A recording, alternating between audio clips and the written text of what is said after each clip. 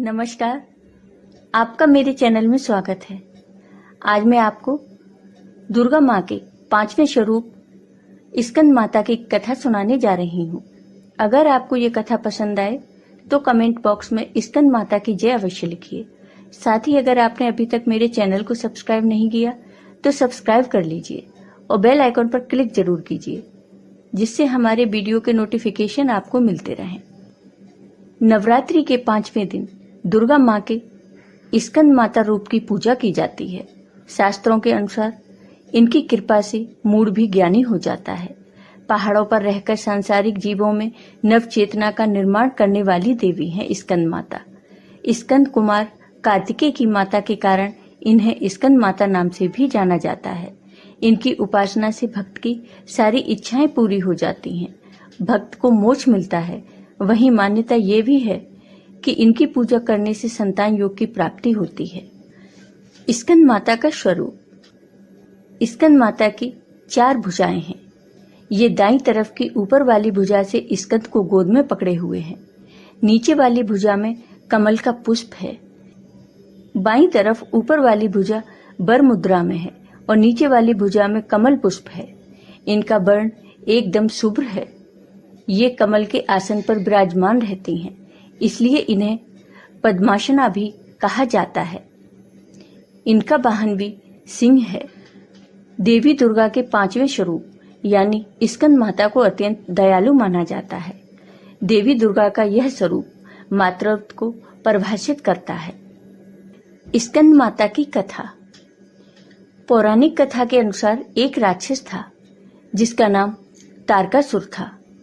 उसने ब्रह्मा जी को प्रसन्न करने के लिए कठोर तपस्या की। उसकी कठोर तपस्या देख ब्रह्मा जी बेहद प्रसन्न हो गए। उन्होंने प्रसन्न होकर तारकासुर को दर्शन दिए। उस कठोर तप से ब्रह्मा जी प्रसन्न होकर उनके सामने आए। ब्रह्मा जी ने तारकासुर से कहा, मैं तुम्हारी तपस्या से बहुत प्रसन्न हूँ, बताओ तुम्हें क्या चाहिए। तब तारकासुर ने वरदान मांगते हुए अमर करने के लिए कहा। ब्रह्मा जी ने उसे समझाया कि जिसका जन्म हुआ है उसे मरना ही होगा। फिर तारकासुर ने निराश होकर ब्रह्मा जी से कहा कि प्रभु ऐसा कर दें कि शिव जी के पुत्र के हाथों ही उसकी मृत्यु हो। उसने ऐसा इसलिए कहा क्योंकि वो सोचता था कि कभी भी शिव जी का विवाह नहीं होगा तो उनका पुत्र कैसे होगा, इसलिए उसकी कभी मृत्यु नहीं होगी। फिर उसने लोगों पर हिंसा करनी शुरू कर दी। हर कोई उसके अत्याचारों से परेशान था। सब परेशान होकर भगवान शिव के पास पहुंचे। उन्होंने शिव जी से प्रार्थना की कि वो उन्हें तारकासुर से मुक्ति दिलाएं। तब भगवान शिव ने पार्वती जी से विवाह किया और कार्तिकेय के पिता बने। बड़े होने के बाद कार्तिकेय ने तारकासुर का वध किया। स्कंद माता कार्तिकेय की माता है। नवरात्रि के 5वें दिन की पूजा विधि। नवरात्रि के 5वें दिन सबसे पहले स्नान करें और स्वच्छ वस्त्र धारण करें। अब घर के मंदिर या पूजा स्थान में चौकी पर स्कंद माता की तस्वीर या प्रतिमा स्थापित करें। गंगा जल से शुद्धिकरण करें। फिर एक कलश में पानी लेकर उसमें कुछ सिक्के डालें और उसे चौकी पर रखें। अब पूजा का संकल्प लें। इसके बाद स्कंद माता को रोली कुमकुम लगाएं और नैवेद्य अर्पित करें। अब धूप दीपक से माँ की आरती उतारें और आरती के बाद घर के सभी लोगों को प्रसाद बांटें और आप भी प्रसाद ग्रहण करें। स्कंद माता को सफेद रंग पसंद है, इसलिए आप सफेद रंग के कपड़े पहनकर माँ को केले का भोग लगाएं। मान्यता है कि ऐसा करने से माँ निरोगी रहने का आशीर्वाद देती हैं। स्कंद माता को केले प्रिय हैं, इसलिए उन्हें केले का भोग लगाना चाहिए। बाद में इस भोग को ब्राह्मण को दे दें। ऐसा करने से साधक का स्वास्थ्य ठीक रहता है। इसके साथ ही खीर और सूखे मेवे का भी नैवेद्य लगाया जा सकता है। स्कंद माता के इस रूप का महत्व। स्कंद माता शेर की सवारी करती हैं, जो क्रोध का प्रतीक है, और उनकी गोद में पुत्र रूप में भगवान कार्तिकेय हैं। पुत्र मोह का प्रतीक है।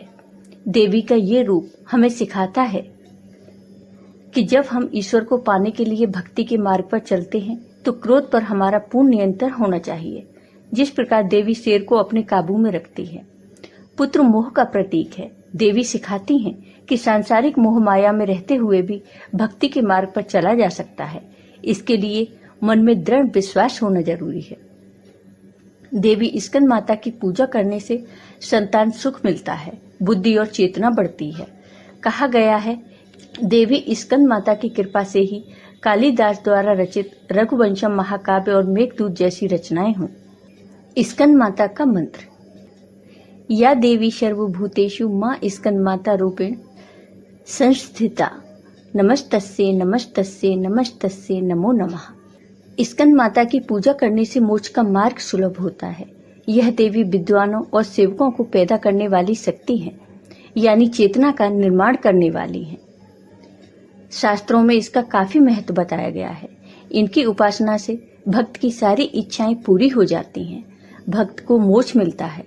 सूर्य मंडल की अधिष्ठात्री देवी होने के कारण इनका उपासक अलौकिक तेज और कांतिमय हो जाता है। अतः मन को एकाग्र रखकर और पवित्र रखकर इस देवी की आराधना करने वाले साधक या भक्त को भव सागर पार करने में कठिनाई नहीं आती है। जय हो स्कंद माता की।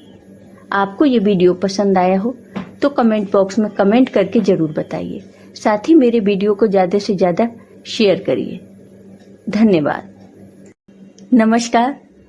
आपका मेरे